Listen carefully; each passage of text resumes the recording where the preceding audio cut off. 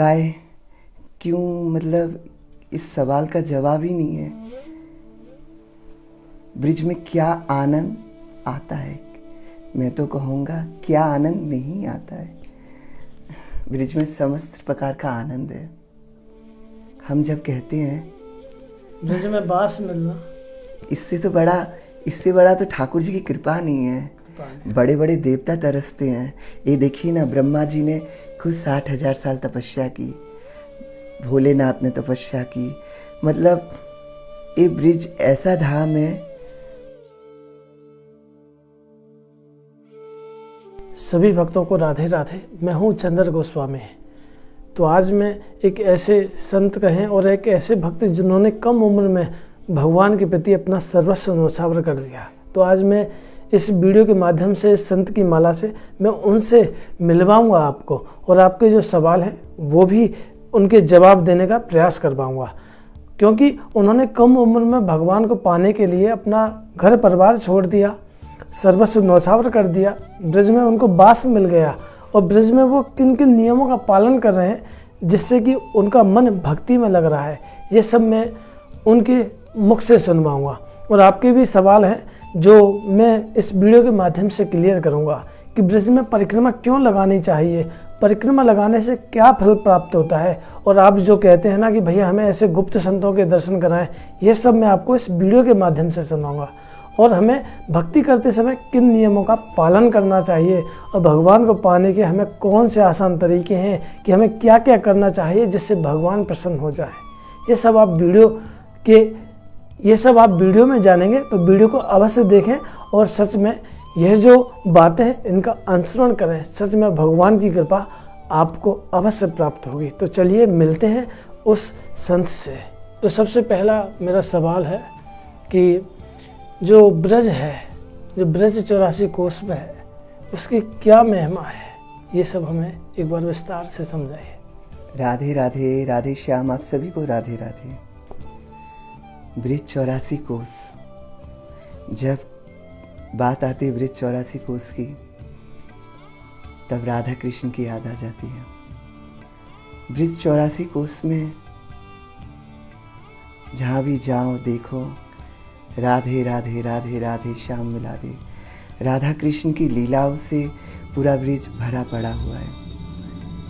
जो भी जीवन में एक बार ब्रिज आता है, सच कहूँ वो बार बार आता है। ठाकुर की फिर जब किसी के ऊपर विशेष कृपा हो जाती है तो ठाकुर इसे ब्रिज में ही बसा लेता है। काय क्यों, मतलब इस सवाल का जवाब ही नहीं है। ब्रिज में क्या आनंद आता है? मैं तो कहूँगा क्या आनंद नहीं आता है। ब्रिज में समस्त प्रकार का आनंद है। हम जब कहते हैं नंद के घर आनंद भयो जय कन्हैया लाल की, जब कृष्ण का नाम ही आनंद है तो ब्रिज में तो आनंद होगा ही।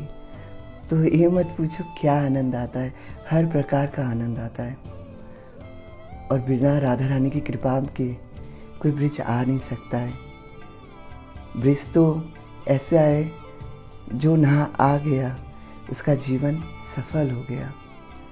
सच कहूँ तो संसार में तो समस्त तीर्थ हैं, बहुत संसार में तीर्थ है, मगर हर तीर्थ ब्रिजभूमि में ही पड़े हैं। कृष्ण भगवान के माता पिता यशोदा बाबा, नंद बाबा 4 धाम करना चाहते थे। तो कृष्ण भगवान ने कहा आप कहाँ जा रहे हो, समस्त संसार कीर्ति तो ब्रिज में ही है। तो फिर वही है, फिर तब से 84 कोस परिक्रमा चल रही है। और ऐसे भी ब्रिज में कहा जाता है जिसने एक बार 84 कोस की परिक्रमा कर ली उसको 84 लाख योनि से मुक्ति मिल जाती है। तो हमें भी अवश्य जीवन में कई बारी ब्रिज की परिक्रमा करनी चाहिए, मगर एक बार तो ज़रूर। अगर ठाकुर जी कृपा करता है तो बार बार कीजिए। अगर आप संसारी हो, किसी कारण आप बार बार नहीं कर सकते, एक बार तो ज़रूर अपने जीवन से समय निकाल के ब्रिज का आनंद लीजिए, ब्रिज के प्रेम में डूबिए और राधा कृष्ण की कृपा पाइए। और ब्रिज के बारे में बड़े बड़े संत रसिकों ने, वैष्णवों ने एक से एक भजन गाएं जिसमें ब्रिज की इतना प्रेम भरा हुआ है, सुन के विरह आ जाता है। ये ब्रिज का प्रेम ऐसा है, बृहस्पति के शिष्य उद्धव जी थे। उद्धव जी भी आए थे गोपियों को समझाने, मगर उद्धव जी भी ब्रिज में ही समा गए, ब्रिज के प्रेम में समा गए। वो भी ब्रिज छोड़ के कहीं नहीं गए, ब्रिज में ही है। तो सोचिए, जब उद्धव जी को ब्रिज इतना अच्छा लगा, क्यों अच्छा लगा? क्या ब्रिज ही अच्छी लगने की सबसे उत्तम सर्वश्रेष्ठ भजन भक्ति करने के लिए सुंदर एक गोलोक धाम ठाकुर ने हम सबके ऊपर कृपा करने के लिए इस मृत्यु लोक में उतारा है। अगर हम ठाकुर की इतनी कृपा को ना पा सके तो ये हमारा दुर्भाग्य है। ये हम सच में कह रहे हैं हम आप सभी से, ये हम सबका दुर्भाग्य है। हमने ब्रिज दर्शन नहीं किया, ब्रिज नहीं आए। राधा कृष्ण की जो भक्ति है वो भक्ति ही नहीं की। भक्ति के बिना तो जीवन अधूरा है। और भक्ति जब ब्रिज में आई थी, ज्ञान वैराग्य और भक्ति देवी, बोलते हैं भक्ति देवी सर्वदा ब्रिज में नित्य करती है, नित्य करती है भक्ति देवी का। ब्रिज ऐसा आनंद की जगह है, यहाँ पर समस्त प्रकार की जो बोलते हैं नवदा भक्ति समस्त ब्रिज में लोट पोट खा रही है। ऐसे भी कहा जाता है ठाकुर जी की कृपा ब्रिज में गिरिराज जी, जमुना जी, ब्रजरज, ये ठाकुर जी की विशेष कृपा है जो गिरिराज जी का हमको दर्शन मिलता है। ब्रजरज स्वयं ठाकुर जी ने खुद अपने मुंह में रखे, खाई, वो खाया नहीं था, वो ठाकुर जी ने हम सबको बताया है ब्रजरज की महिमा। माँ यशोदा ने कहा, लाला तूने क्या खाया? तूने माटी खाई? तो कृष्ण भगवान ने जैसे ही मुंह आ किया तो माँ यशोदा को पूरा ब्रह्मांड दिख गया। तो ब्रिज की कितनी महिमा है, ब्रिज की रज की कितनी महिमा है। हम मौन हो जाते हैं, शब्द भाषा नहीं है ब्रिज की महिमा करने की। ब्रिज की महिमा कोई नहीं कर सकता, कोई नहीं कर सकता। स्वयं ठाकुर जी की ब्रिज के प्रेम के बारे में, ब्रिज की प्रशंसा के बारे में कुछ नहीं कर सकते। क्या ब्रिज संसार का मुकुटमणि है, संसार का मुकुटमणि है ब्रिज। ब्रिज की तो महिमा में ये कहा जाता है जो ब्रिज में जन्म ले लेता है, जो ये ब्रिज की महिमा में कहा गया है स्कंद पुराण में, जो ब्रिज में जन्म ले लेता है फिर वो संसार के किसी कोने में जाके मर जाता है, तभी उसको गोलोक की प्राप्ति होती है। और ब्रिज में जिसका दीक्षा संस्कार होता है या जन्म संस्कार होता है उसको भी गोलोक की प्राप्ति होती है।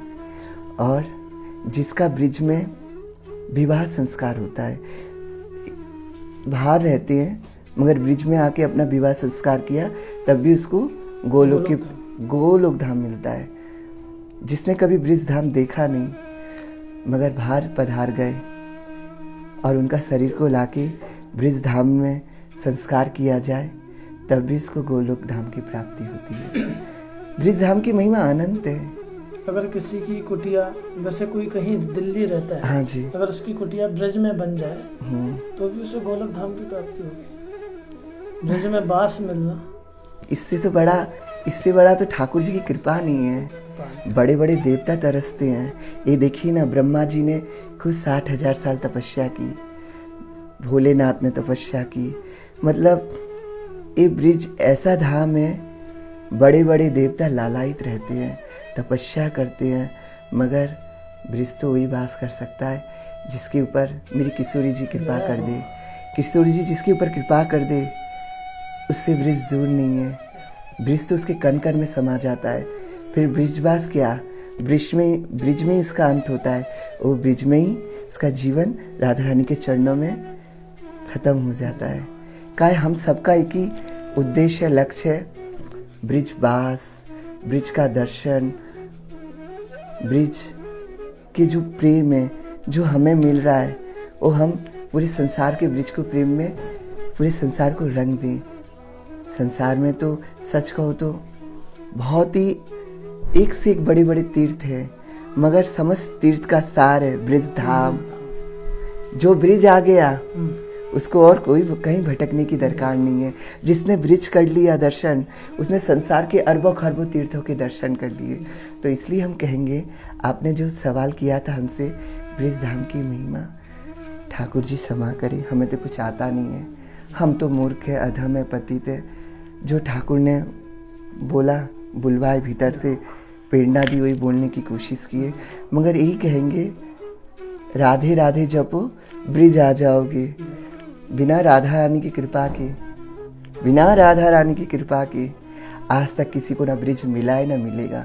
और जिसके कण कण में राधा रानी की कृपा बरस रही है, और जिसके कण कण में राधा नाम आ गया है, राधा रानी की प्यार समा गया, प्रेम, ब्रिज आने में उसको 1 मिनट भी नहीं, 1 सेकंड भी नहीं लगेगा। तो इसलिए कहेंगे, ब्रिज की महिमा बहुत है, बहुत है। राधे राधे।